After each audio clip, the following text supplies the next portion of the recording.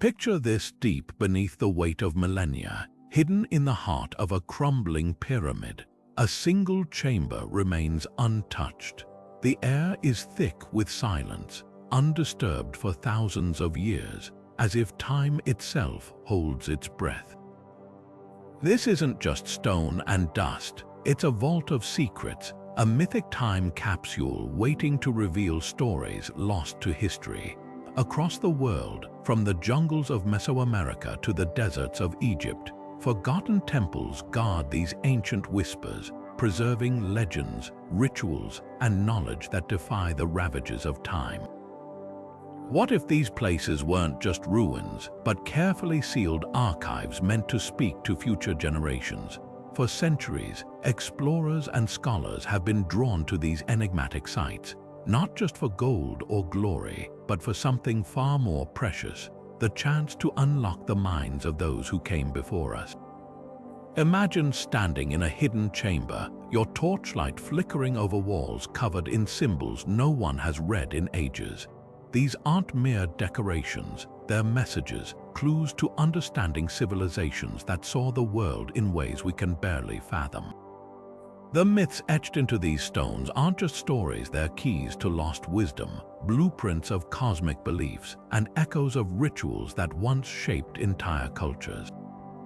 And that's exactly what we're about to uncover together. This journey will take us into the shadowed corridors of pyramids, across temple thresholds sealed for centuries, and into the heart of mysteries that have tantalized humanity for generations. We'll examine artifacts that defy explanation, decode symbols meant to outlast empires, and piece together the fragments of myths that have survived against all odds. By the end, you won't just see these ancient sites as relics of the past, you'll understand them as living, breathing time capsules, designed to bridge the gap between their world and ours. So, are you ready to step into the silence and listen to what these ancient walls have been waiting to tell us? Let's begin. The Great Pyramid of Giza has stood as a silent sentinel for over 4,500 years, yet even now it refuses to give up all its secrets. Recent scans have revealed hidden chambers and mysterious voids deep within its colossal stone blocks, spaces that were never meant to be found.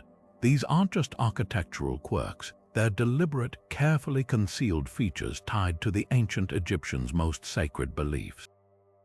Imagine a labyrinth of uncharted passageways, their walls whispering of rituals meant to guide a pharaoh's soul through the perilous journey to the afterlife. Every shaft, every undiscovered room, seems to mirror the celestial pathways described in the pyramid texts, spells carved into tomb walls to navigate the dangers of the underworld.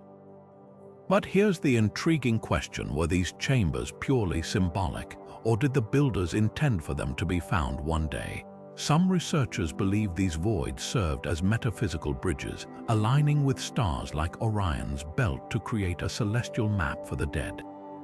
Others argue they functioned as physical time capsules, sealed away not just to protect treasure, but to preserve knowledge for future generations.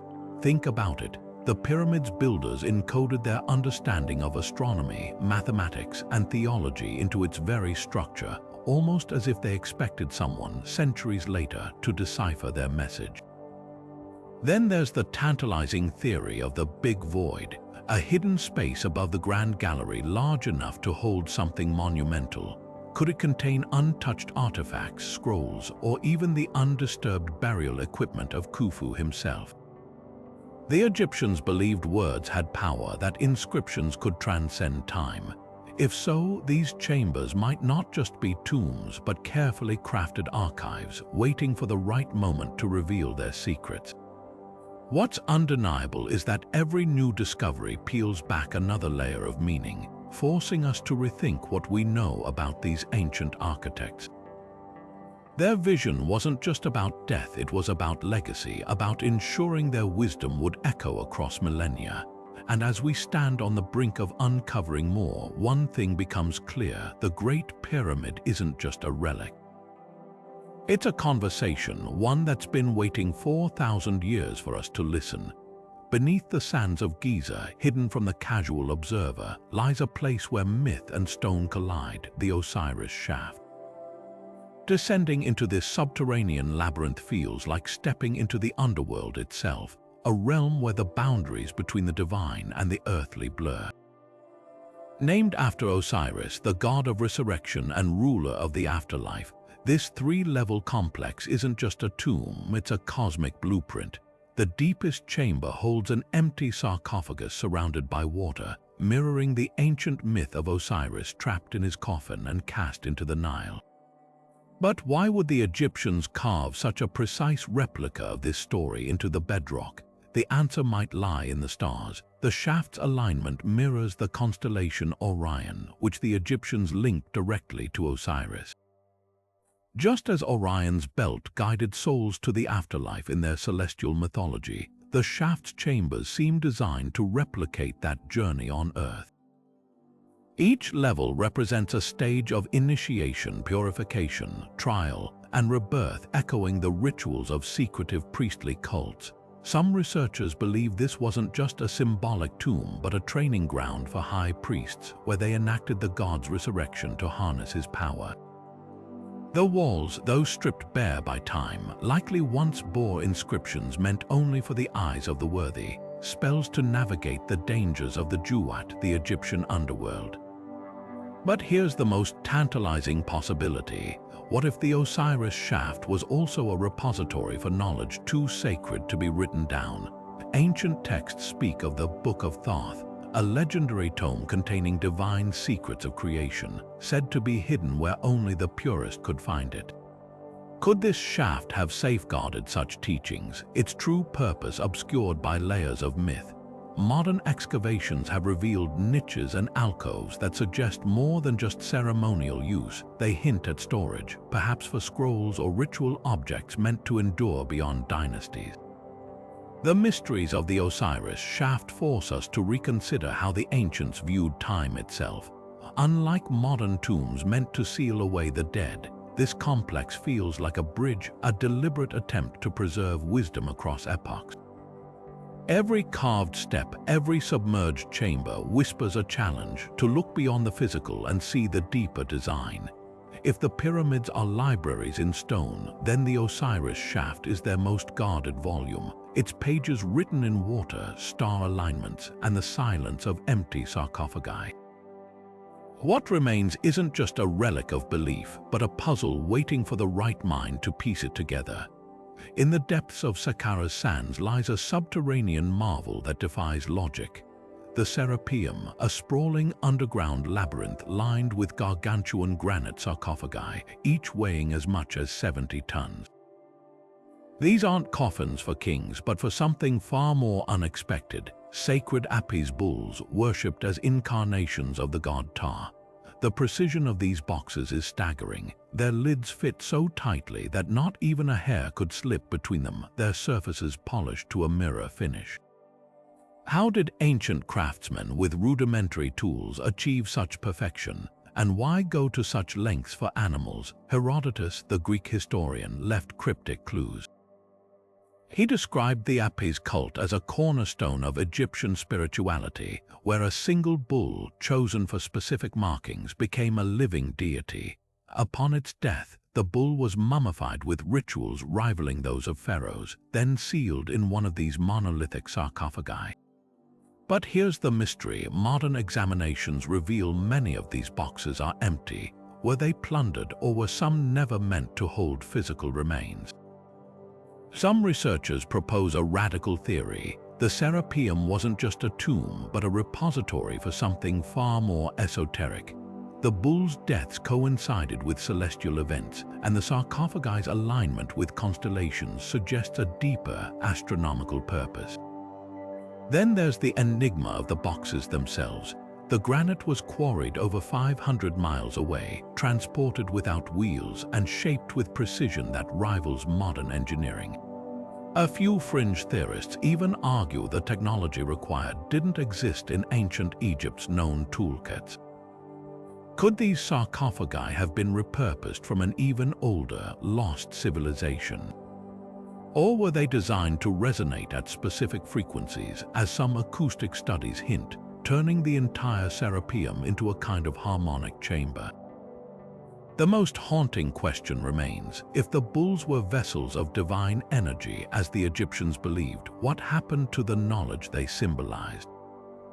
Papyri described the apis as a living oracle, its movements interpreted as messages from the gods. Perhaps the true treasure wasn't the mummified bulls, but the wisdom they channeled, secrets of the cosmos encoded in rituals and now lost to time. Standing in the Serapeum's shadowed halls, you can almost hear the echoes of chanting priests, feel the weight of devotion pressed into stone.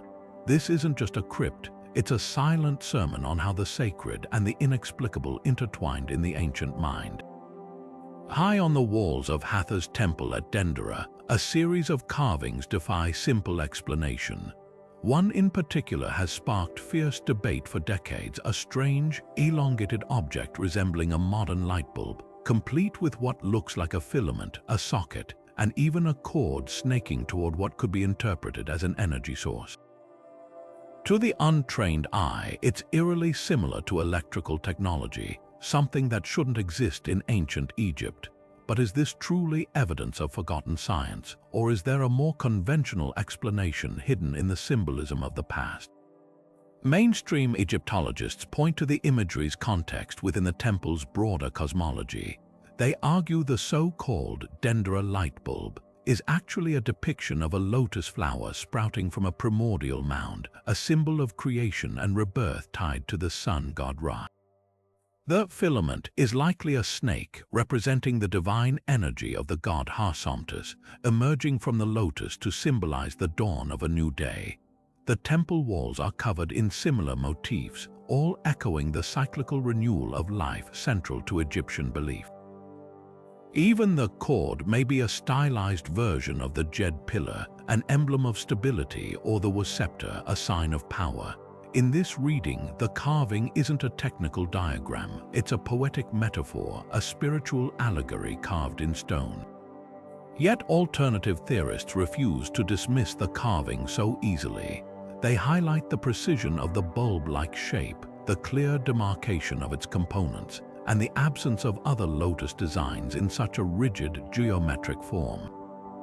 Some even point to ancient texts mentioning high poles that illuminated temples, or the Baghdad Battery, a controversial artifact suggesting pre-modern knowledge of electricity.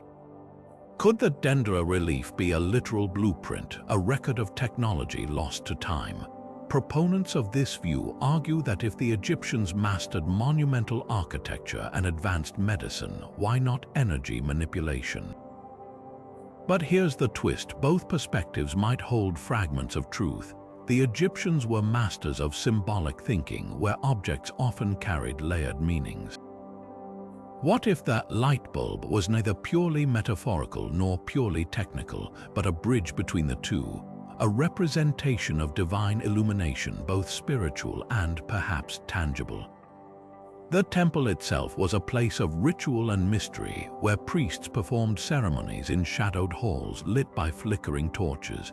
Could they have discovered ways to amplify or channel light that we've yet to fully understand? The debate over the Dendera carving reflects a larger tension in archaeology: how to interpret the past when our modern frameworks don't quite fit.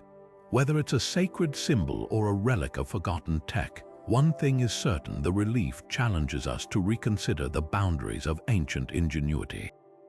And that, in itself, makes it a beacon, illuminating not just Hathor's temple, but the endless curiosity that drives us to uncover history's deepest secrets. Deep within the temple of Seti I at Abydos, a set of peculiar hieroglyphs has ignited fierce debate among historians and conspiracy theorists alike. Etched high on a lintel, these carvings appear shockingly modern: a helicopter with rotors, a submarine, even what looks like a futuristic aircraft. At first glance, they seem impossible, as if someone from the future traveled back and left their mark. But before we jump to otherworldly conclusions, let's examine the most plausible explanation: the palimpsest effect. Over centuries, pharaohs often reused stone, carving new inscriptions over older ones. Weathering and erosion can cause these layers to blend, creating accidental composites where glyphs overlap in ways never intended. In the case of the so-called helicopter, experts believe Seti I originally inscribed his name and titles here. Years later, his son Ramesses II chiseled his own over them, altering the original symbols. The result, a bizarre fusion of hieroglyphs that, by sheer coincidence, resemble modern machinery.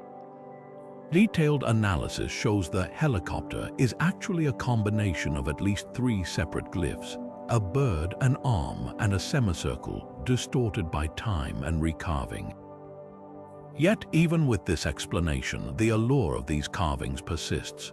Why? Because they tap into a deeper human fascination, the idea that advanced knowledge might have existed long before recorded history. Stories of mythical flying machines appear in multiple ancient cultures, from India's Vimanas to Ezekiel's biblical chariot. Some researchers argue these aren't just myths but fragmented memories of lost technology. Could the Abydos glyphs, despite their mundane origins, have unintentionally preserved a hidden truth? Mainstream archaeology dismisses this as wishful thinking, pointing out that no physical evidence of ancient aviation exists. But the symbolism is provocative. If the Egyptians could envision solar barks carrying gods across the sky, might they also have imagined mechanical flight? The palimpsest theory may solve the riddle of the carvings, but it doesn't quiet the questions they provoke. Perhaps the real value of the Abydos helicopter lies not in proving ancient aircraft, but in reminding us how easily the past can be misunderstood and how powerfully it can inspire. Whether accident or echo of something stranger, these glyphs challenge us to look closer, question deeper, and remember that history often holds more mysteries than answers. The Labyrinth of Hawara was no ordinary temple. Greek historian Strabo described it as a staggering marvel, a sprawling maze of 3,000 rooms, each intricately connected by winding passages so complex that visitors needed guides to navigate them. Built by Pharaoh Amenemhat III over 3,800 years ago, this colossal structure wasn't just a place of worship. It was a vault of knowledge, a grand archive designed to hold the deepest secrets of Egypt's past. But today, the labyrinth lies buried, its lower chambers swallowed by the rising water table, leaving only whispers of what might have been hidden within its walls. What could have filled those 3,000 rooms? Some archaeologists speculate they housed scrolls, entire libraries of pre-pharaonic records, possibly documenting civilizations that existed long before the dynasties we know. Imagine texts detailing the origins of Egyptian astronomy, medicine, or even accounts of forgotten kingdoms lost to time. The labyrinth's layout itself hints at its purpose. Unlike typical temples, Hawara's design prioritized storage, with chambers arranged like a bureaucratic filing system rather than a ceremonial space. Could this have been the ancient world's greatest repository, a deliberate effort to preserve knowledge across millennia? Then there's the mystery of its destruction. Unlike pyramids, which were looted but remained structurally intact, Hawara was dismantled systematically. Roman emperors reportedly hauled away its limestone blocks to build new cities, erasing the labyrinth piece by piece. But here's the haunting possibility. What if the most valuable treasures weren't gold or statues, but the texts stored in its lower levels? As the water table rose, these chambers, and whatever they contained, sank into the earth, locking them away just as effectively as any tomb. Modern ground-penetrating radar has revealed tantalizing voids beneath the site, but excavating them risks damaging any surviving artifacts. It's a cruel irony. The labyrinth's greatest secrets might still be there, just out of reach, submerged in the very water that preserved them. Some researchers even suggest the labyrinth's builders anticipated this, that its lower chambers were deliberately sealed, not just by stone, but by nature itself, creating a time capsule meant to outlast empires. The few surviving descriptions of Hawara's interiors speak of painted walls depicting all the wonders of Egypt. Were these merely religious scenes, or could they have been instructional, a visual encyclopedia of lost techniques, from advanced masonry to forgotten sciences? The labyrinth size alone suggests ambition beyond mere symbolism. If the pyramids were monuments to eternity, Hawara might have been something far more practical, a fortress of memory guarding truths we've only begun to suspect. And that's what makes its loss so poignant. Every undiscovered room is a missing page in humanity's collective story. The rising waters that protect Hawara's secrets also silence them, leaving us to wonder what knowledge slipped through our fingers. Perhaps one day, technology will let us peer into those flooded chambers without disturbing them. Until then, the labyrinth remains the ultimate puzzle, a monument not just to ancient ingenuity, but to the fragile nature of history itself. The bent pyramid at Dosha stands as one of Egypt's most enigmatic structures, not just for its peculiar sloping angles, but for something far more haunting: its voice. Step inside its inner chambers, and even the softest whisper seems to amplify, transforming into a chorus of echoes that linger far longer than physics should allow. This isn't accidental architecture. The pyramid's builders appear to have crafted its limestone walls and angled corridors to manipulate sound with unnerving precision. When chants or drum beats fill the space, the vibrations don't just fade, they swirl, overlap, and resonate, creating an auditory illusion of voices rising from the stone itself. This phenomenon isn't unique to the bent pyramid. Ancient mystery schools from Greece to Tibet practiced sound incubation, using carefully designed chambers to alter consciousness through vibrational frequencies. In Egypt, the Edfu texts describe temples as mansions of the voice, where rituals relied on harmonic resonance to bridge the earthly and divine. Could Sneferu's pyramid have served a similar purpose? Some researchers propose its acoustics weren't just ceremonial but functional, a way to encode knowledge in sound.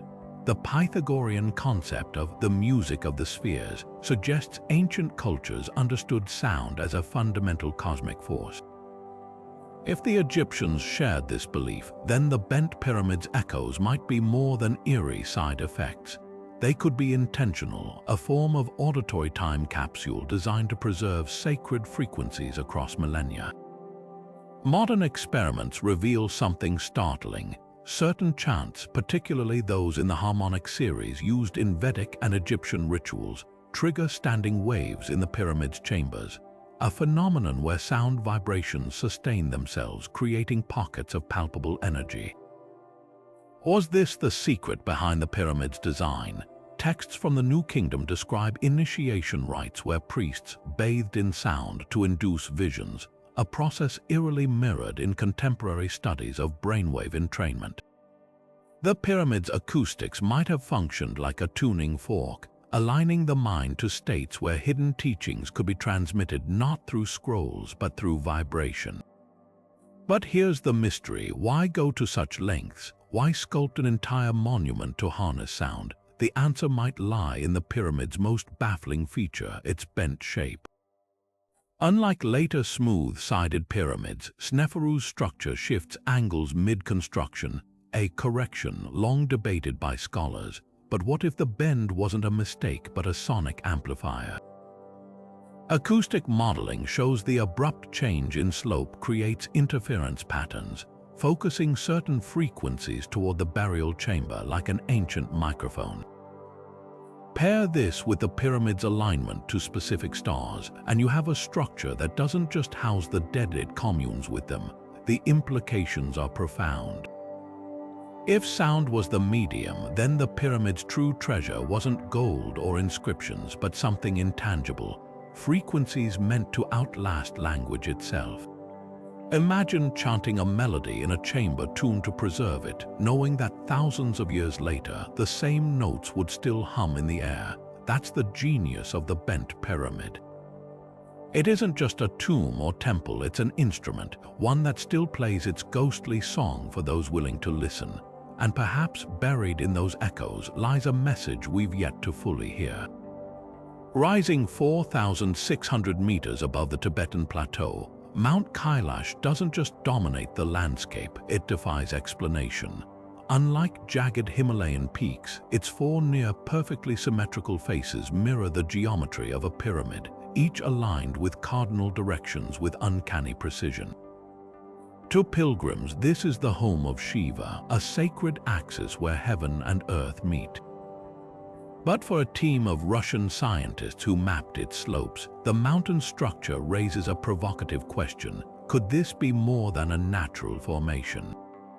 Their scans revealed stepped layers beneath its surface, resembling terraced architecture, and a peculiar hollow at its core features that echo man-made pyramids across the globe. Local lore deepens the mystery. Ancient Tibetan texts speak of Agartha, a hidden underground realm beneath Kailash where immortal sages guard advanced knowledge. Monks whisper of a network of tunnels leading to inner chambers, sealed long ago to protect artifacts too powerful for the uninitiated. Some even claim the mountain's base conceals the legendary Stone of Heaven, a crystalline device said to harness cosmic energy. While mainstream geology dismisses the pyramid theory, pointing to wind erosion patterns, the cultural accounts persist with unsettling consistency. Could these stories be pure myth, or is there a kernel of truth buried beneath centuries of spiritual symbolism?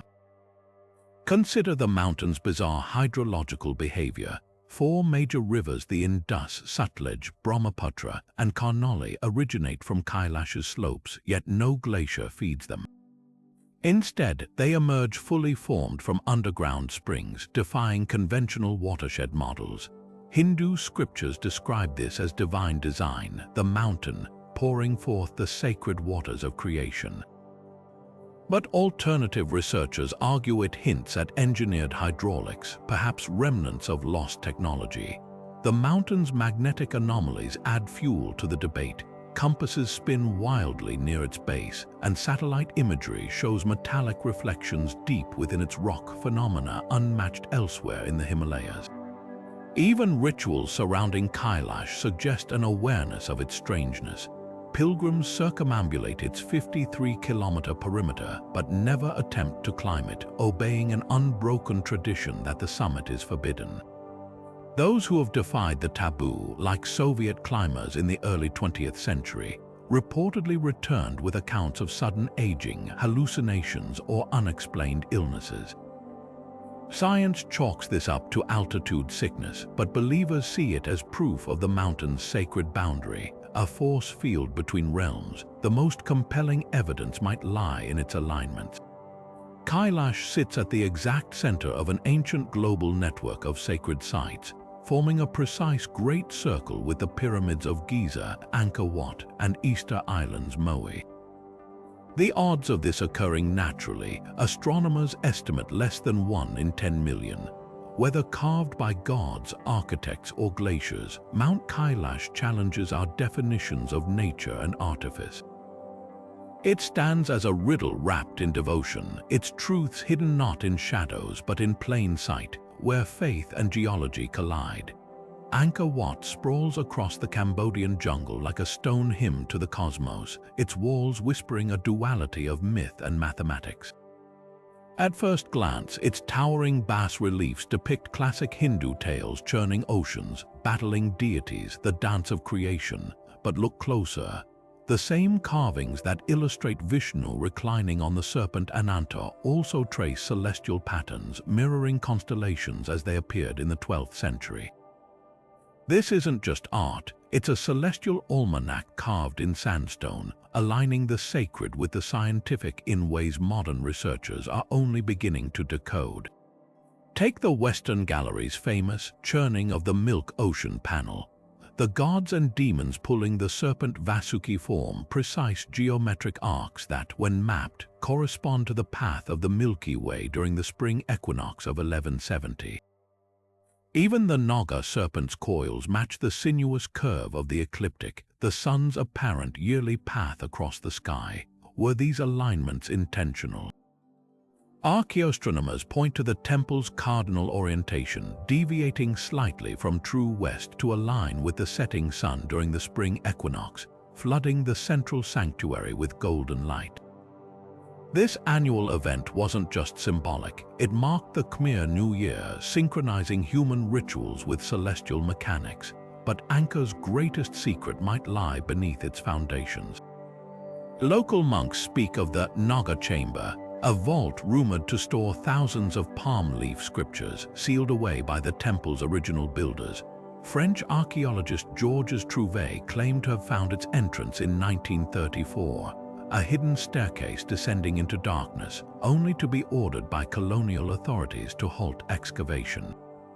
Modern ground-penetrating radar reveals anomalies beneath the central tower, hollow spaces matching descriptions of the legendary library. What could such a chamber contain?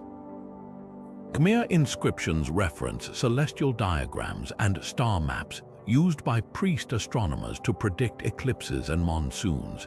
Legends say the Naga, Cambodia's mythical serpent guardians, still coil around these texts to shield forbidden knowledge. That might sound like folklore until you notice how often Naga imagery appears at astronomically significant points in the temple. Seven-headed serpent balustrades mark solstice sunrise sightlines. Naga-lined causeways point to Venus's most brilliant appearances. The parallels are too consistent to dismiss as coincidence. Perhaps Angkor Wat's true purpose was to fuse heaven and earth, not just metaphorically but physically. Its bas-reliefs aren't mere decorations, they're mnemonics designed to preserve astronomical data through epochs when written records might perish. The temple itself functions as a three-dimensional calendar, its corridors tracking solar and lunar cycles with uncanny precision. And if the Naga chamber exists, its contents could rewrite our understanding of how ancient cultures bridged the divine and the measurable. After all, in a civilization where kings claimed descent from the stars, would they not leave behind a roadmap for their celestial kin to find them again? Borobudur's vast stone terraces rise like a mandala carved into the earth, its upper levels adorned with hundreds of serene Buddha statues gazing outward in perfect tranquility. But below this enlightened grandeur lies a secret 160 hidden panels, buried beneath the monument's original foundation and unseen for centuries. These reliefs don't depict serene meditators or celestial beings. Instead, they show scenes of passion, violence, and worldly temptation, couples entwined in intimacy, merchants haggling greedily, even warriors locked in combat.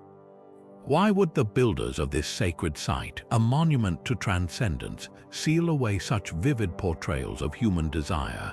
One theory suggests these Karmawibhanga reliefs served as a spiritual warning, a visual sermon on the consequences of attachment. Buddhist texts describe the cycle of suffering caused by craving, and the panels may have been a teaching tool for monks before being ritually interred, literally burying earthly illusions to reach higher states of awareness. Archaeologists note the reliefs were meticulously covered with an additional layer of stone, implying deliberate concealment rather than structural necessity. The act itself becomes a metaphor. Just as enlightenment requires moving beyond base instincts, the monument physically layers purity over passion. Yet tantric practitioners propose a more provocative interpretation. In esoteric Buddhism, desires aren't suppressed but transformed into fuel for awakening. The buried panels might encode advanced rituals, their graphic imagery meant only for initiated eyes. Historical records hint that Borobudur was a pilgrimage site for tantric adepts, who viewed the human body as a microcosm of the universe.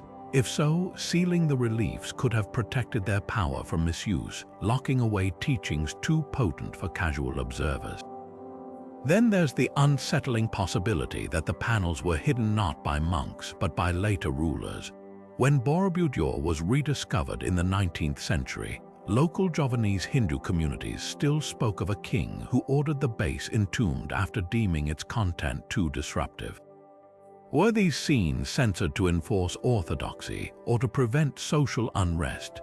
The paradox is striking, a Buddhist monument preaching non-attachment, yet so wary of desire's allure it literally entombed its depictions. Modern imaging technology reveals another layer to the mystery.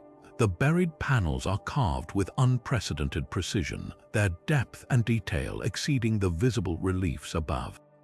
Infrared scans show subtle symbolism, flames morphing into lotus flowers, lovers' bodies forming sacred geometries suggesting hidden teachings woven into the imagery. Some researchers argue the entire foundation functions as a time capsule, preserving not just moral lessons but encrypted meditation techniques. The act of covering them may have been the final step in their purpose, to safeguard knowledge until future generations were ready to uncover it, both physically and philosophically. Borobudur's hidden foot challenges our assumptions about spirituality and secrecy. Unlike Egyptian pyramids or Hindu temples, where hidden chambers guard material treasures, this Buddhist stupa buries human frailty itself, not to deny it but to force a reckoning. The reliefs whisper a timeless question: is enlightenment the absence of desire or the wisdom to see through it? The answer, like the panels themselves, remains just out of view, waiting to be unearthed. Beneath the turquoise waters of India's Gulf of Cambay lies a puzzle that blurs the line between legend and history.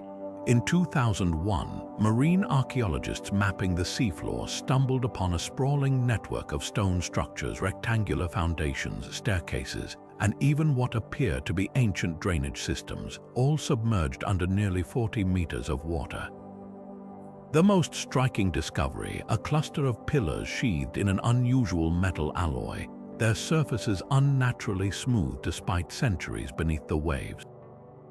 For believers, these ruins can only be one thing: the remnants of Dwarka, the fabled city of Lord Krishna, said to have vanished into the ocean when its divine protector departed the earth. Ancient Sanskrit texts like the Mahabharata and Puranas describe Dwarka in startling detail, a metropolis of golden towers and marble palaces protected by towering gates and bustling with trade. Its downfall came suddenly. As Krishna left his mortal form, the sea rose to swallow the city whole, leaving only folklore in its wake. But the Gulf of Cambay's ruins raise a provocative question. Could these stories be more than myth? Carbon dating of artifacts recovered from the site places them at roughly 9,500 years old, a time frame that predates the earliest known urban civilizations by millennia. If accurate, this would rewrite human history, suggesting advanced societies thrived long before Sumer or the Indus Valley. Skeptics, however, point to alternative explanations.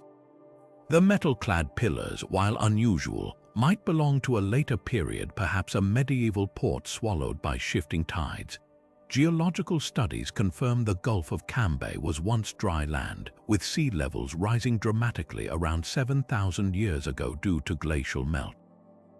Could the ruins be remnants of a lesser-known coastal settlement, later romanticized as Krishna's city? The debate intensifies when examining the artifacts themselves. The mysterious alloy coating the pillars resists corrosion in a way that mirrors descriptions of Vimana metals in ancient Indian texts, said to protect flying machines from the elements. Yet no surviving technology from that era matches this level of metallurgical sophistication. Then there's the haunting alignment between the sunken structures and astronomical references in the Mahabharata. The ruins' layout mirrors descriptions of Dwarka's sacred geometry, including a central axis pointing toward the winter solstice sunrise, a feature shared with other ancient sacred sites worldwide. Marine archaeologists also note strange acoustic properties in the submerged chambers, where echoes create a rhythmic hum reminiscent of Vedic mantras. Coincidence or evidence of intentional design? The most tantalizing clue lies in a single artifact, a carved stone depicting a three-headed figure surrounded by spirals, eerily similar to later depictions of Krishna as Vishnu's avatar. Traditional archaeology dismisses it as later debris washed into older ruins, but devotees see it as a smoking gun, proof that the city's memory persisted long after its drowning. Whatever the truth, Dwarka's underwater ruins refuse to fit neatly into conventional timelines. They exist in the liminal space between faith and fact, challenging us to reconsider not just history, but how history is written. After all, if legends can leave physical traces, what other myths might be waiting beneath the waves? Beneath the towering pyramids of Teotihuacan lies a secret that defies conventional archaeology: massive sheets of mica, carefully layered between stone blocks like some ancient circuit board. This shimmering mineral wasn't local. It was hauled from over 2,000 miles away in Brazil, an unimaginable feat for a civilization without wheels or pack animals. Mica, today prized for its heat resistance and electrical insulation in smartphones and spacecraft, seems absurdly out of place in a 3rd century Mesoamerican city. Why would a culture that left no written records go to such lengths for a material they couldn't even see once buried? The answer might lie in Teotihuacan's own name, the city where men become gods. Indigenous oral histories passed down by Nahuatl elders describe it as a living machine, designed to awaken in a distant age when its true purpose would be revealed. The mica's placement is eerily precise. Beneath the Pyramid of the Sun, it forms a near-perfect electromagnetic shield, while sheets under the Temple of the Feathered Serpent align with underground water channels, creating what some researchers believe could be a primitive energy conducting system. Modern tests show the mica layers disrupt natural magnetic fields in ways that amplify acoustic resonance, turning the entire site into a kind of sonic catalyst.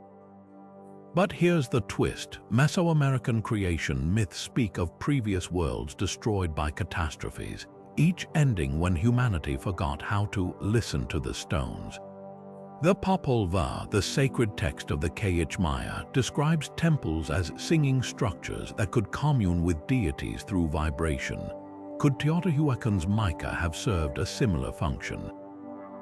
Archaeoacoustic studies reveal the Pyramid of the Sun's interior chambers focus sound waves at frequencies known to alter brainwave states, inducing trances. The mica might have acted as an amplifier, turning rituals into something far more profound, a technology of transcendence. Then there's the chilling prophecy embedded in local lore. Aztec descendants claim Teotihuacan was never abandoned. Its builders merely stepped outside time, leaving behind a city coded with instructions for reactivation. The mica's properties support this. It's virtually indestructible, resistant to radiation, and could theoretically preserve information across millennia. Some even speculate the sheets contain microscopic etchings, imperceptible to the naked eye but decipherable with future technology, a message in a bottle tossed across centuries. Mainstream scholars dismiss these theories as fantasy, arguing the mica was simply a symbolic offering to the underworld, yet the mineral's strategic placement contradicts that. It wasn't scattered randomly but layered with geometric precision, mirroring the city's alignment to celestial events. During the summer solstice, sunlight strikes the mica-infused western facade of the Pyramid of the Sun, creating a flash that illuminates hidden carvings of serpent eyes, an effect still visible today. Perhaps Teotihuacan's true genius was designing for eternity. While other civilizations built monuments to commemorate the past, its architects may have engineered a beacon for the future. Every sheet of mica, every resonant chamber, every solstice alignment feels less like archaeology and more like a countdown waiting for the moment when the city's silent stones finally find their voice. Deep in the heart of Palenque's Temple of the Inscriptions, a single stone slab has ignited debates for decades.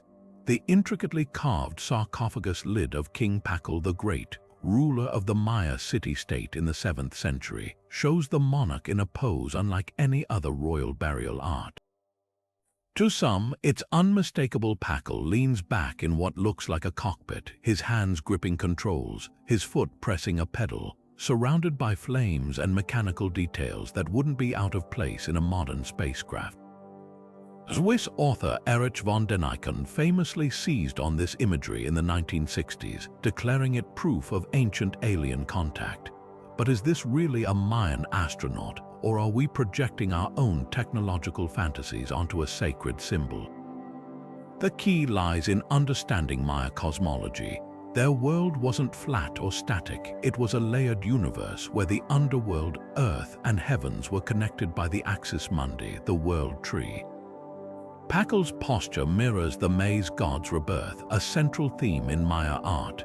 His controls could just as easily be the branches of the cosmic tree, his foot pedal a water lily symbolizing the primordial sea.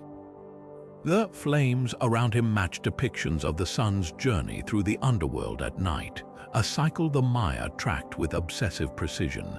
Even the so-called exhaust pipes beneath him align with known symbols for the caves and portals that link the realms of life and death.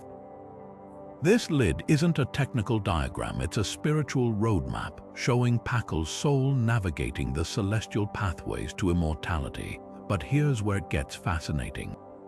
The Maya did have an advanced understanding of astronomy, and Pakal's tomb is no exception.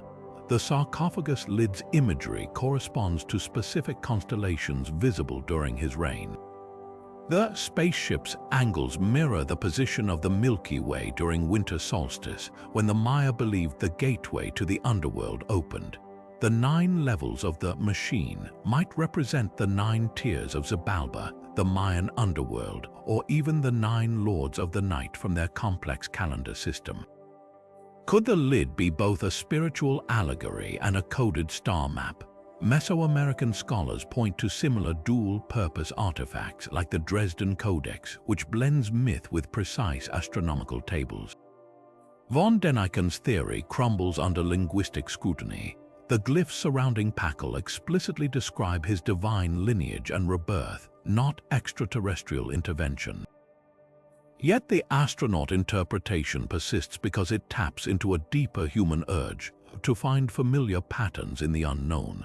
The irony is that the Maya's actual achievements are far more extraordinary than any alien fantasy. Their ability to encode celestial knowledge into art, to build temples aligned with Venus's cycles, to predict eclipses centuries in advance, these are the real marvels. Perhaps the truth lies in the middle. The sarcophagus lid challenges us to see beyond literalism. Like the Nazca lines or Egypt's pyramid alignments, it's a reminder that ancient cultures processed the cosmos through symbolic language, not technical manuals. Pakal's spaceship might not be a vessel of metal and gears, but a metaphorical one, a soul's vehicle engineered not by aliens, but by minds just as brilliant in their own context. The real mystery isn't whether the Maya saw spaceships, it's how they conceptualized the universe with such precision, and why their vision still resonates in our age of rockets and satellites. Tikal's towering pyramids don't just scrape the sky, they sing. Step into the shadow of Temple 1 at dawn when the jungle hums with waking life, and you might hear it, a low, resonant pulse emanating from the stone, vibrating through your bones like the growl of a jaguar. This isn't an accident of architecture. Researchers measuring the temple's acoustics discovered something astonishing. Its staircases and chambers amplify sound at exactly 40 Hz, the same frequency as the roars of the sacred jaguars that once prowled these ruins. For the ancient Maya, this wasn't just physics. It was divinity carved in limestone, a way to channel the voice of the beast that bridged the human and spirit worlds. But the jaguar's growl is only part of the mystery. Climb the steps of Temple 2 at sunset, and the wind whistling through its crest produces an eerie mimicry of the Quetzal bird's cry, a sound revered as the voice of ancestors. Maya glyphs describe rituals where priests would chant from the temple summits, their voices blending with these natural harmonics to open the road to Xibalba, the underworld. Modern experiments confirm the effect. Certain tones rebound off the pyramid's precise angles with unnatural clarity, creating standing waves that seem to hang in the air like spectral echoes. Was this intentional? The alignment is too precise to dismiss. The pyramid's corners match celestial events, their proportions mirroring musical intervals found in ancient Maya flutes. This isn't just sacred geometry, it's sacred acoustics. The Popol Vuh, the Maya creation epic, holds a clue. It describes the first humans as beings who could speak with stones, their words resonating through temples to summon gods. Tikal's builders might have literalized this myth, engineering their pyramids as giant tuning forks to vibrate at frequencies that altered consciousness. Shamans inhaled hallucinogenic Balshay wine during ceremonies, and the combined effect of acoustics and entheogens could have induced trances where the boundary between worlds dissolved. Imagine standing in the Grand Plaza as dawn breaks, the pyramids humming with layered frequencies, jaguar, quetzal, human chant, all converging into a sonic tapestry designed to transcend time itself. Even more intriguing are the underground chambers. Recent LiDAR scans revealed cavities beneath the main plaza where water channels intersect in precise patterns. When filled, these channels would have created a subterranean soundboard, amplifying rituals into infrasound frequencies below human hearing but known to trigger deep physiological responses. The Maya believed caves were mouths of the underworld. These engineered chambers might have been literal voice boxes, allowing the living to commune with the dead through vibrations that traveled deeper than words. What does this mean for the idea of time capsules? While other cultures buried physical artifacts, the Maya might have encoded knowledge in something far more ephemeral: sound.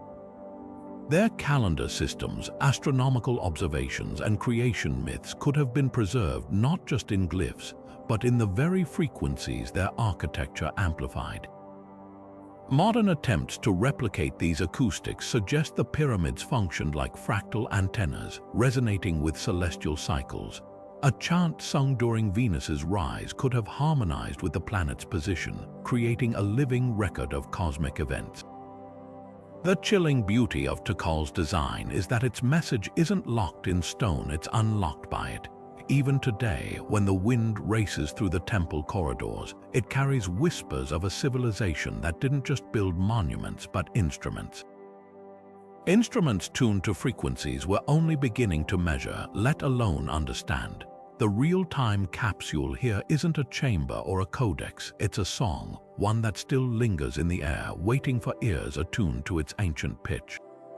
In the arid caves near Peru's Nazca lines, a series of bizarre mummies have ignited a firestorm of debate: tiny, elongated figures with three-fingered hands, elongated skulls, and skeletal structures unlike any known human anatomy.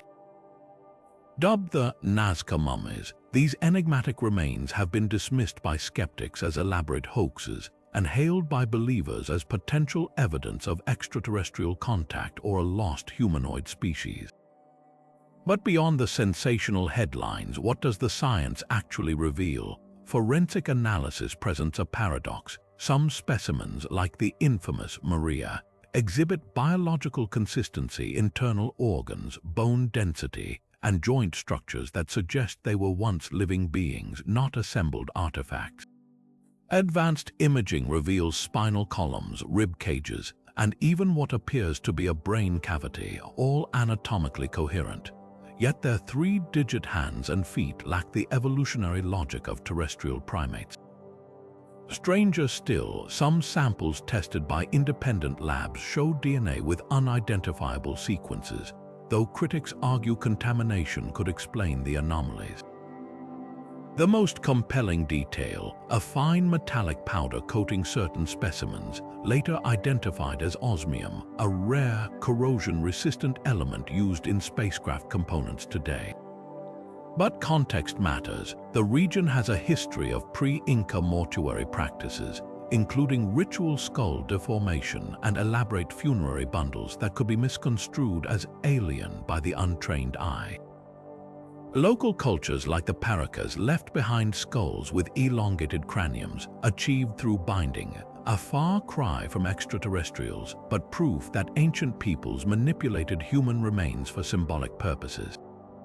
Could the Nazca mummies be an undiscovered branch of these traditions, or are they, as some allege, a modern fabrication? Skeptics point to discrepancies in the chain of custody. Many specimens were allegedly looted from caves by local treasure hunters before reaching researchers, muddying their provenance. Yet the mystery deepens when examining the cultural backdrop. The Nazca people themselves carved massive geoglyphs visible only from the air, a feat that's long fueled speculation about their knowledge or outside influence. Indigenous oral histories speak of star beings who descended to share wisdom, tales often dismissed as myth. But in a region where the earth itself was used as a canvas for messages to the sky, is it so far-fetched to consider that these mummies might represent a deliberate attempt to preserve something extraordinary? The truth may lie somewhere between extremes. While some specimens show signs of tampering, adhesive residues, mismatched bones, others defy easy explanation.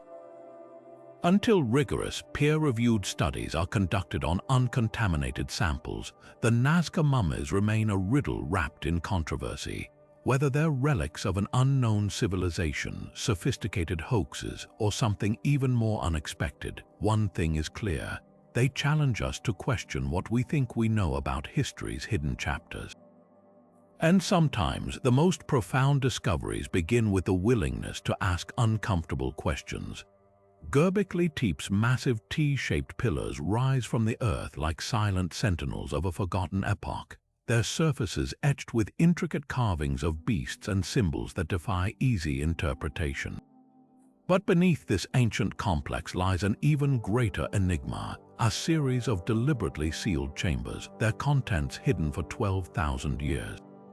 Unlike traditional temples or burial sites, these crypts show no signs of habitation or ritual use. No bones, no offerings, no ashes, just meticulously arranged pillars buried under thousands of tons of earth, as if someone wanted to ensure they'd never be disturbed. What could have been so important or so dangerous that it required entombing on such a staggering scale? One provocative theory suggests these pillars aren't mere monuments but encoded records, stone hard drives preserving knowledge of catastrophic events. Archaeologist Dr. Martin Sweatman has proposed that the animal carvings correspond to constellations, mapping the night sky during a cataclysmic comet strike around 10956 BCE, an event supported by ice core evidence. The pillars' arrangement might mirror celestial patterns from that time, a warning carved in stone for future generations. Imagine a civilization that survived a global disaster, devoting generations to constructing a vast, buried archive meant to outlast everything, not for worship but for survival. The enclosure's sudden burial could then be read as a deliberate act of preservation, sealing this knowledge beneath layers of earth like a time capsule waiting for the right moment to be unlocked. Yet other researchers argue the crypt served a more esoteric purpose. The T-shape of the pillars, eerily reminiscent of human silhouettes with arms folded, hints at ancestor veneration. Some indigenous traditions still practice memory stone rituals, where standing stones are inscribed with clan histories or spiritual teachings. Could Göbekli Tepe's pillars be a prehistoric version of this, their carvings not astronomical charts but genealogical records or sacred narratives? The sheer effort required to quarry, transport, and erect these megaliths, some weighing over 15 tons, suggests they held profound cultural significance. The most tantalizing clue lies in the site's abandonment. After centuries of use, the entire complex was systematically buried around 8000 BCE, a laborious process that defies logical explanation. There's no evidence of invasion, natural disaster, or religious upheaval. Instead, it feels intentional, almost reverent, as if the builders believed the knowledge housed here was too potent to leave exposed. Modern ground-penetrating radar has revealed at least 20 more enclosures still undisturbed, their secrets intact. What remains isn't just an archaeological site, but a puzzle box crafted by a people who thought in millennia, not decades. Perhaps the true purpose of these crypts lies beyond our current frameworks. Without written records, we're left interpreting echo symbols that might encode everything from shamanic visions to ecological warnings. The pillar's silent menagerie of snakes, scorpions, and birds could be a bestiary of myth, a zodiac of extinct constellations, or even a survival manual for an age of upheaval. Until those untouched chambers are opened, Göbekli Tepe will keep its secrets, standing as both a monument and a riddle from the dawn of civilization. One thing is certain, whoever built this didn't do it for us. They did it for whoever or whatever would come long after. Beneath the sweeping plains of Cappadocia, where wind-carved spires stretch toward the sky, lies a hidden world few have fully explored in Kuyu's sprawling underground city. Carved deep into the volcanic rock, this labyrinth extends 18 stories down, a marvel of ancient engineering with ventilation shafts, stables, wineries, and even chapels. But the most intriguing mystery lies in its deepest chambers, whispered to hold a forbidden library, a repository of lost Christian texts that Orthodox authorities sought to erase. Could these sealed rooms contain Gnostic scriptures like those discovered at Nag Hammadi? In 1945, an Egyptian farmer stumbled upon clay jars filled with leather-bound codices, texts that revealed an entirely different vision of early Christianity, one where divine knowledge was accessed not through institutions but personal revelation. These writings, deemed heresy by the emerging church, were buried to survive. Durinkuyu's strategic location along ancient trade routes and its history as a refuge for persecuted Christians make it a prime candidate for a similar time capsule. The city's deepest tunnels are eerily reminiscent of Nag Hammadi's hiding places, narrow, camouflaged passages leading to chambers with niches perfectly sized for scrolls or codices. Local legends speak of monks smuggling books of light into the underground during Byzantine purges, texts that supposedly held the keys to celestial mysteries. Some even claim these rooms were booby-trapped, their entrances concealed behind rolling millstones or false walls to deter invaders. Archaeologists have yet to uncover physical evidence of the library, but circumstantial clues abound. Inscriptions in Durinkuyu's chapels feature symbols associated with Gnostic sects, serpents coiled around crosses, all-seeing eyes, and references to Sophia, the divine wisdom. Even more telling are the city's acoustics. Certain chambers amplify whispers with uncanny precision, suggesting spaces designed for secret teachings rather than public worship. The implications are staggering. If a Gnostic archive exists here, it could rewrite our understanding of early Christianity's diversity. These texts often framed salvation as an internal awakening, a stark contrast to the institutional orthodoxy that eventually dominated. Imagine scrolls preserving lost gospels, rituals, or even maps of the soul's journey, knowledge so threatening it had to be buried not just in earth but in myth. Perhaps Durinkuyu's greatest secret isn't its scale but its silence. Unlike grand cathedrals built to proclaim faith, this was a sanctuary meant to conceal it. The very rock that protected its builders might now guard their last testament, waiting for the right moment to speak. The storm that sank the Antikythera treasure ship around 60 BCE didn't just send bronze statues and silver coins to the seafloor, it may have drowned a desperate act of intellectual salvation. When spongedivers first discovered the wreck in 1901, they stumbled upon a corroded lump of gears that would later shock historians. The Antikythera mechanism, an intricate bronze device capable of predicting eclipses, tracking Olympic cycles, and modeling planetary motions with staggering precision. But here's the twist. This technological marvel wasn't found in a scholar's workshop or royal library. It lay broken beside marble limbs of gods, just a few nautical miles from the Isle of Antikythera's ancient temple to Poseidon. Was this ship carrying more than loot? Could the mechanism have been smuggled from a sacred site? A last-ditch effort to safeguard Greek knowledge as Rome's shadow lengthened over the Hellenic world. Consider the timing. The ship sank during a period of escalating Roman raids on Greek sanctuaries. Sulla's sack of Athens in 86 BCE saw libraries burned and temples stripped of artifacts. Delos, the sacred island just north of Antikythera, was pillaged by pirates in 69 BCE, events that would have sent priests and scholars scrambling to hide their most precious tools. The mechanism's design hints at origins in Corinth or Syracuse, cities with strong traditions of sacred astronomy. Its eclipse prediction function wasn't just academic. It held ritual significance, allowing priests to anticipate celestial omens critical for temple ceremonies. What if this wasn't just a scientific instrument, but a liturgical device, stolen or secreted away before Roman hands could melt it down for bullion? The Poseidon connection deepens the intrigue. Antikythera's temple sat at a key maritime crossroads where sailors made offerings for safe passage.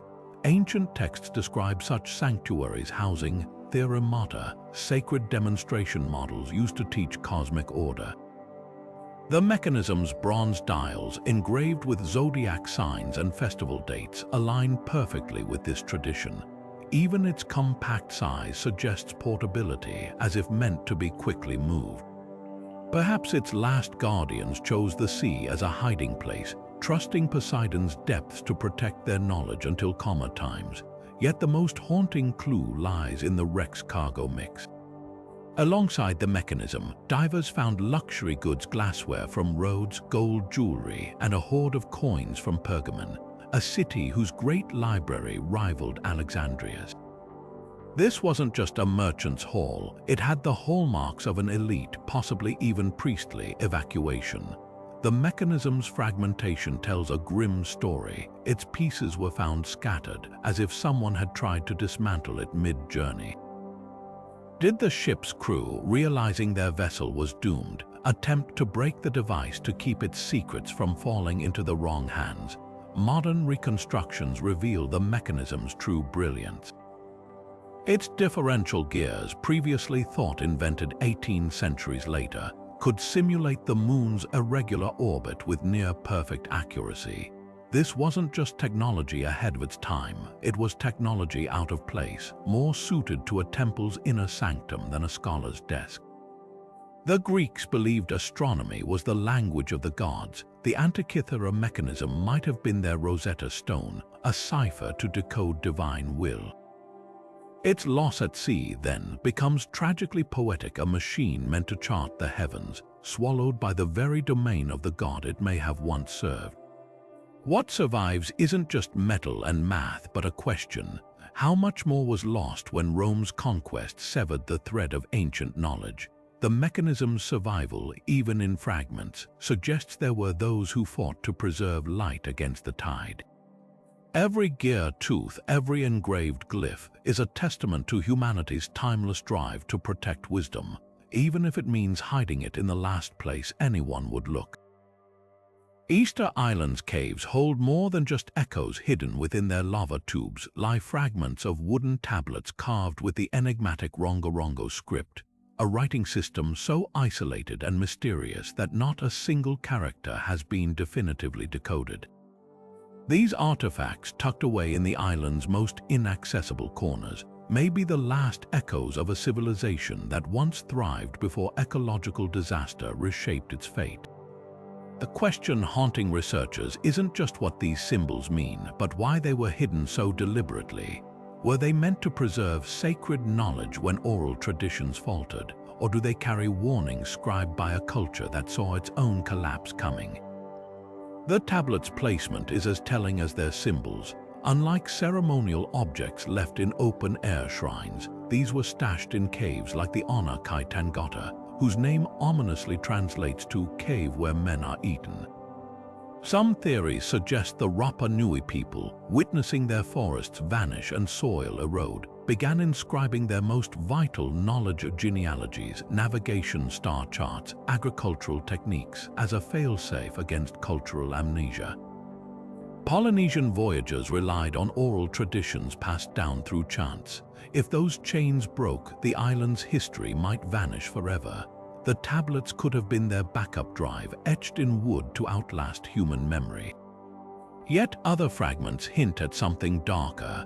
One recurring symbol shows a frigate bird with its wings spread over a deforested landscape, while another depicts a figure crouched beside what looks like a barren field. These aren't just records, they're prophecies. Rapa Nui's ecological downfall is well documented. overexploitation of palm trees led to famine, warfare, and eventually societal collapse. Could these tablets be cautionary tales, encrypted in myth to teach future generations the consequences of imbalance?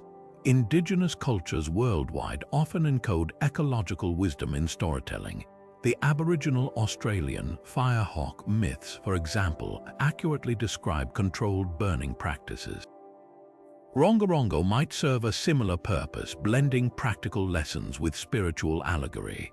The script structure deepens the intrigue. Unlike linear alphabets, Rongorongo uses a Boustrophedon pattern. Lines alternate left to right, then right to left, like an ox plowing a field.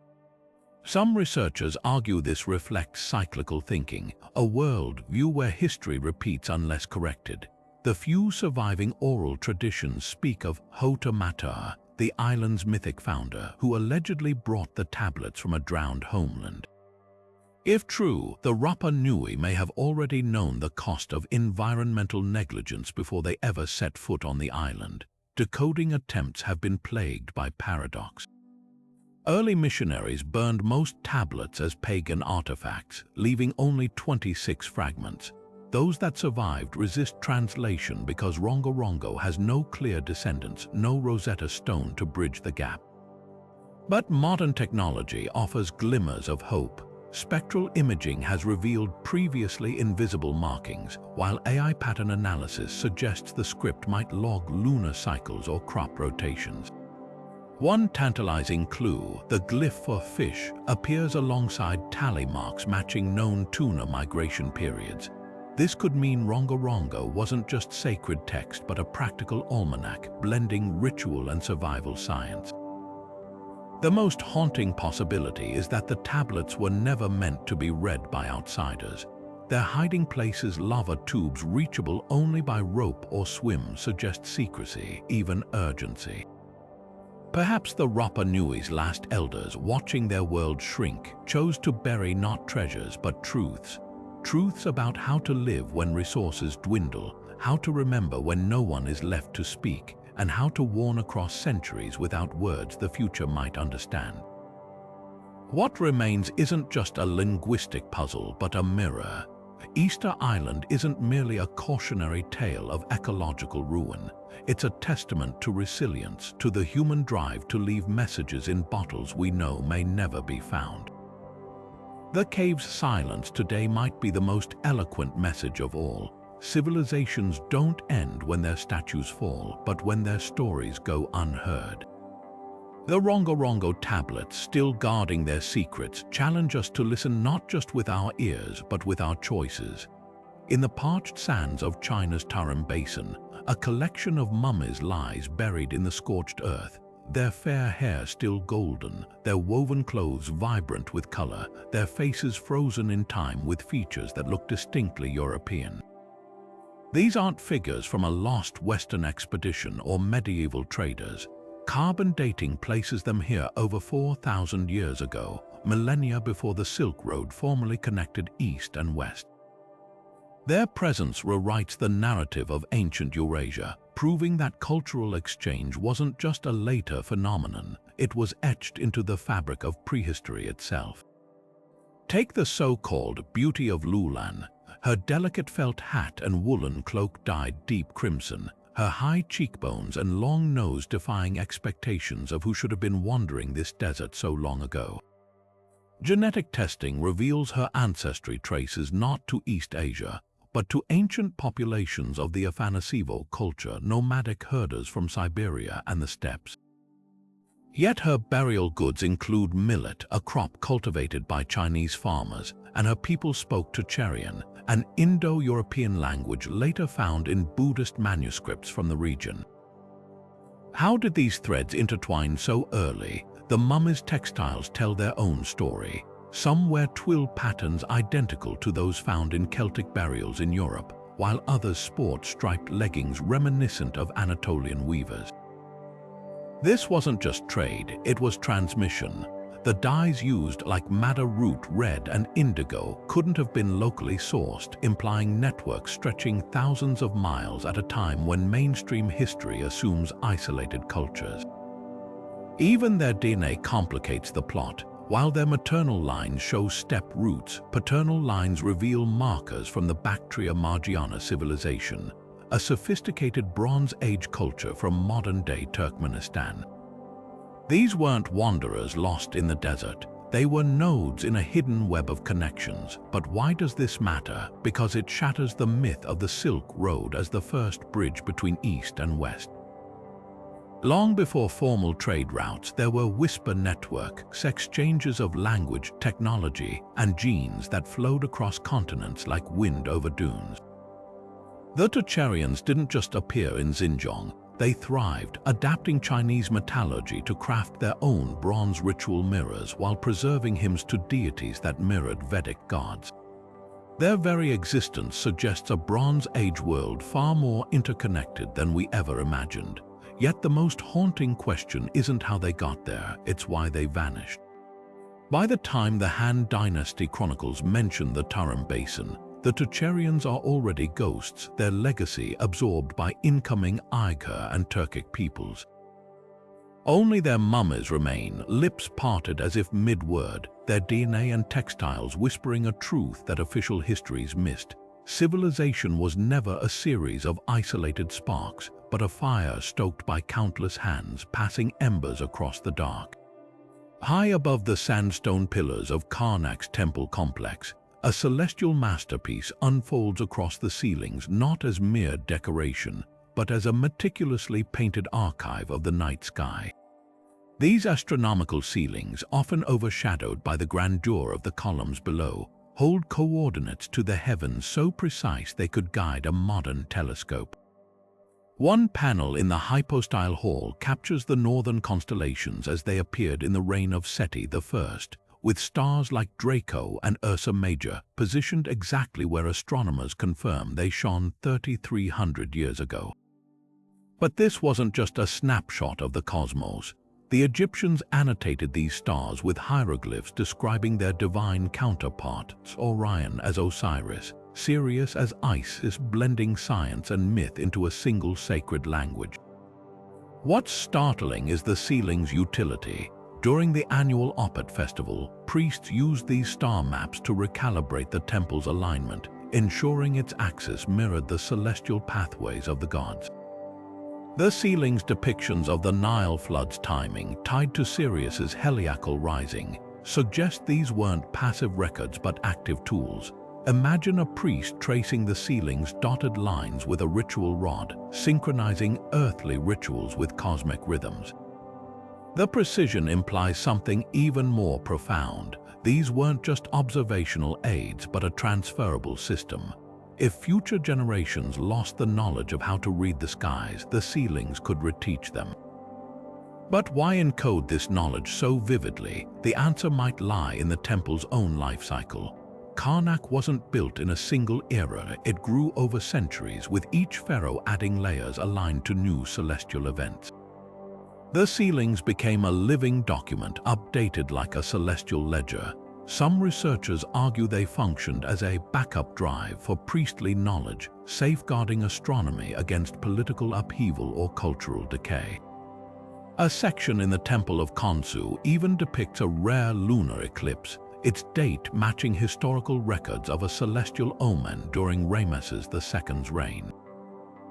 Such details weren't merely decorative, they were survival tools, ensuring that even if oral traditions failed, the stones would still speak. The most tantalizing clue lies in the ceiling's margins. Faint, almost erased sketches show alternative star positions, as if the artists were accounting for precession, the slow shift in Earth's axial tilt that alters the night sky over millennia. The Egyptians shouldn't have known this phenomenon existed, yet the corrections suggest they did. Could they have been encoding knowledge not just for their immediate successors, but for civilizations far in the future? The ceiling's blend of myth and mathematics makes this plausible. Myth provided the framework, stars as gods, while mathematics anchored it in repeatable observation, creating a system resilient enough to endure even if its original meaning faded. Today, these ceilings challenge our assumptions about ancient science.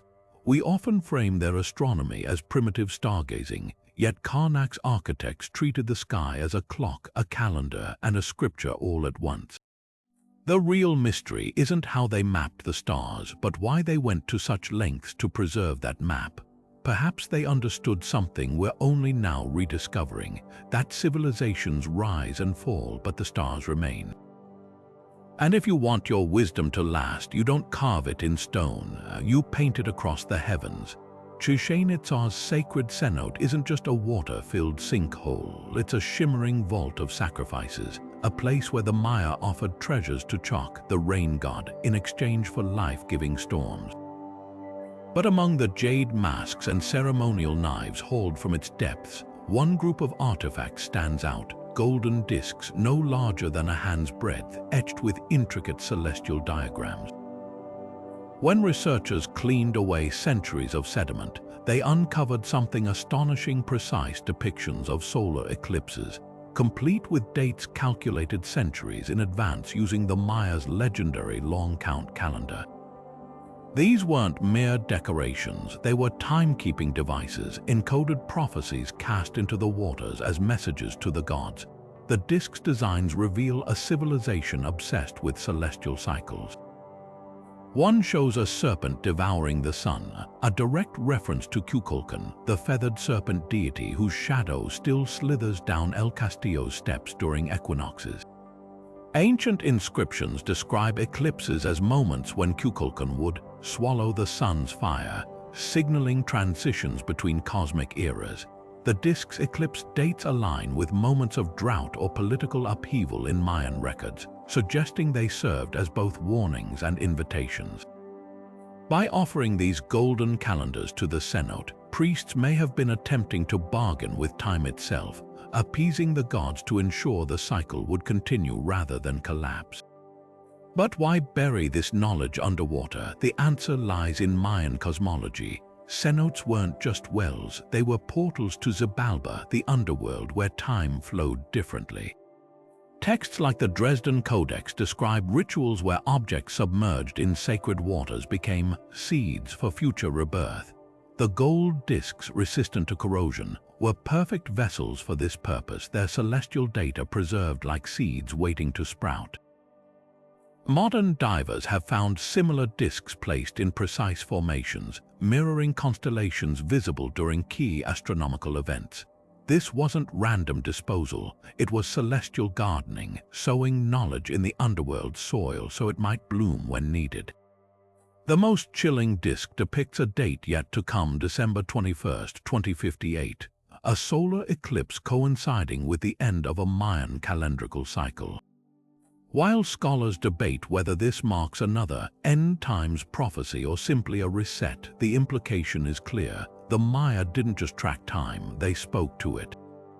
Their priests, armed with math refined over generations, could predict celestial events far beyond their lifespans, then encode those predictions in artifacts meant to outlast empires. The cenote's offerings weren't just gifts to Chok, they were time capsules hurled into the future, golden echoes of a civilization that understood time as a wheel, not a line. What makes these discs truly extraordinary isn't their astronomical accuracy, it's their existential ambition. The Maya didn't merely record eclipses, they weaponized them, turning celestial events into social contracts with the divine. By casting these golden contracts into the cenote, they bound their present to our future, ensuring that even if their cities fell, their warnings and their wisdom would never truly sink beneath time's waves. From the echoing chambers of Tikal's pyramids to the submerged celestial discs of Chichen Itza, one truth emerges: ancient civilizations didn't just leave behind artifacts, they engineered messages meant to endure. Across continents and millennia, three methods dominate: sound, celestial alignment, and buried knowledge. Whether through the resonant frequencies of the bent pyramid's walls or the star-painted ceilings of Karnak, these cultures found ways to encode wisdom not just in objects, but in vibrations and cosmic patterns. The Maya cast golden eclipse predictions into sacred waters, while Egyptian priests sealed star maps in temple vaults. Every civilization, it seems, grappled with the same existential challenge: how to speak across time. But for whom were these time capsules truly intended? Some argue they were meant for the gods themselves, offerings of knowledge to appease deities or guide souls in the afterlife.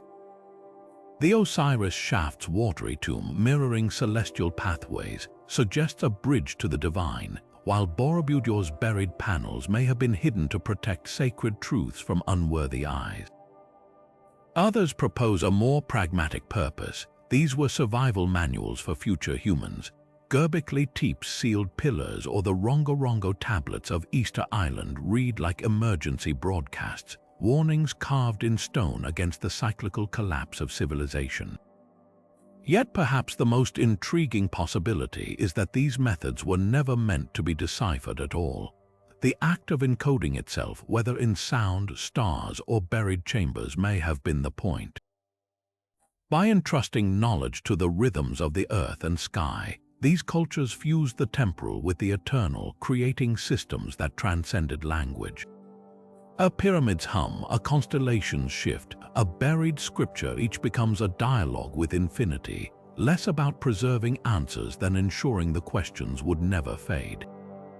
So we're left with a final riddle. Were these time capsules divine mailboxes, intergenerational textbooks, or something more ineffable, a way to etch human curiosity into the fabric of the universe itself? The answer may lie not in the past, but in how we choose to listen today. As modern technology finally deciphers long-forgotten frequencies or unearths submerged libraries, we become the intended recipients of these ancient whispers. What will we do with them? Share your theories below, because the conversation across millennia isn't over, it's just beginning.